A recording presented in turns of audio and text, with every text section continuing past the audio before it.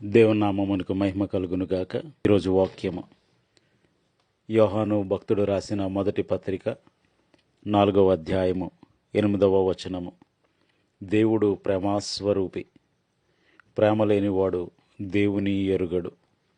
దేవుడి వాక్యము ద్వారా నేడు మనతో మాట్లాడి మన కొరకు ప్రాణమిచ్చిన యేసు ప్రేమను ఎరిగిన వారమై ఆయన ప్రేమకు తగినట్లుగా జీవించే కృప దేవుడు మనలో ప్రతి ఒక్కరికి దయచేయునుగాక.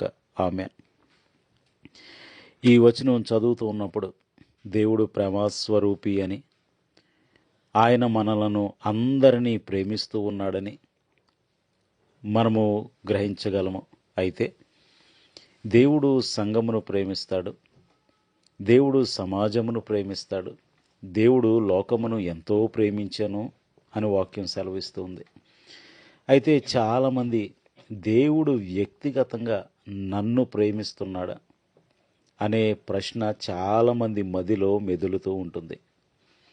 చూడండి, దేవుడు సామూహికంగా మాత్రమే కాదు కానీ, సంఘముగా మాత్రమే కాదు కానీ, దేవుడు వ్యక్తిగతంగా ప్రేమించే దేవుడై ఉన్నాడు. చూడండి, గెరాసెన్ల దేశంలో సేన అని దయ్యం పట్టిన వ్యక్తి, అతడు దయ్యముల చేత పీడింపబడుతూ తనను తాను గాయపరుచుకొనొచ్చు, తన కుటుంబ సభ్యులను ఇరుగు పొరుగు వారిని గాయపరుస్తూ అతడికి నెమ్మది సమాధానము లేక, ఎవరికి నెమ్మది సమాధానం లేకుండా చేస్తూ అనేక మందిని గాయపరుస్తూ ఉన్నాడు.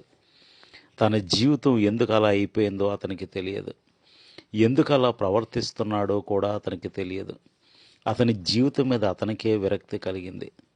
తన కుటుంబానికి దూరంగా వారిని గాయపరుస్తూ, వారిని బాధపరుస్తూ, వారి కుటుంబ సభ్యులు కూడా ఎందుకు తమ పిల్లవాడు అలా అయిపోయాడో, వాడి భవిష్యత్తు ఏమైపోతుందో, ఇక వాడు సమాధులలో నివాసము చేస్తున్నాడు.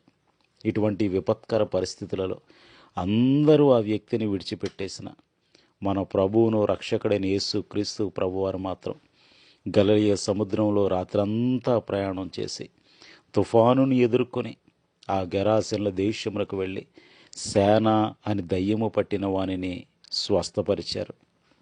అక్కడ వాక్యంలో మనం చూసినట్లయితే ఆయన ఇంకెవ్వరితో మాట్లాడినట్లు కానీ, వారిని స్వస్థపరిచినట్లు కానీ, వారికి సువార్త ప్రకటించినట్లు కానీ వాక్యంలో రాయబడలేదు.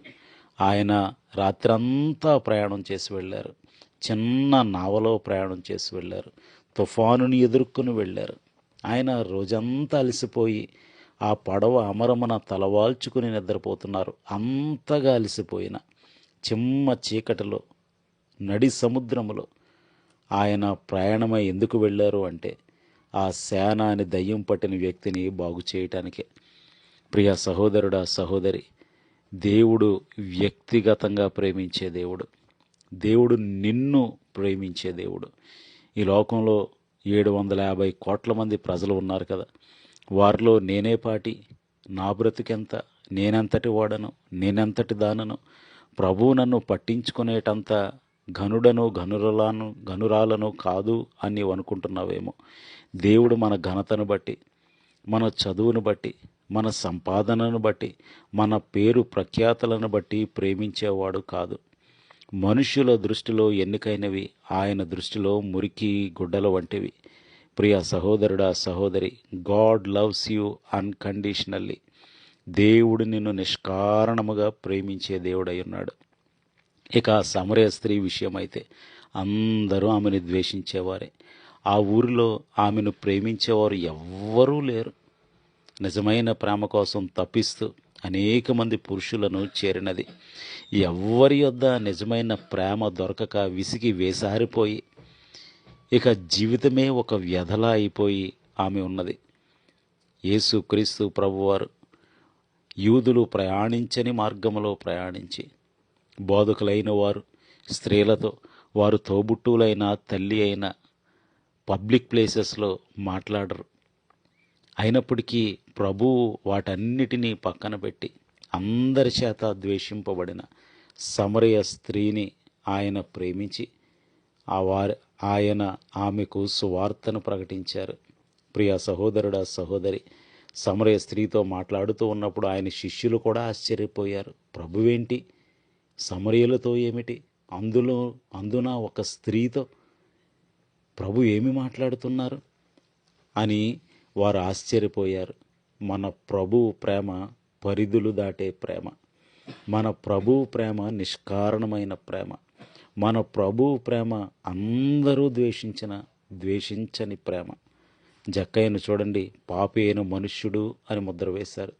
అందరూ పాపి పాపి పాపి అని పిలుస్తుంటే ప్రభువు మాత్రం ఈయన అబ్రహాము కుమారుడు అని అన్నారు. ప్రియ సహోదరుడా, సహోదరి, నీ చుట్టుపక్కల వాళ్ళు నీ గురించి ఏమనుకుంటున్నా, నీకు ఎటువంటి బిరుదులు ఇచ్చినా, నిన్నెంత ఈసడించుకుంటున్నా, అవమానిస్తున్నా, నిన్ను ఇబ్బంది పెడుతున్నా, బాధపరుస్తున్నా, గాయపరుస్తున్నా, ద్వేషిస్తున్నా, తృణీకరిస్తున్నా, ప్రభువు మాత్రం నిన్ను ప్రేమించేవాడై ఉన్నాడు.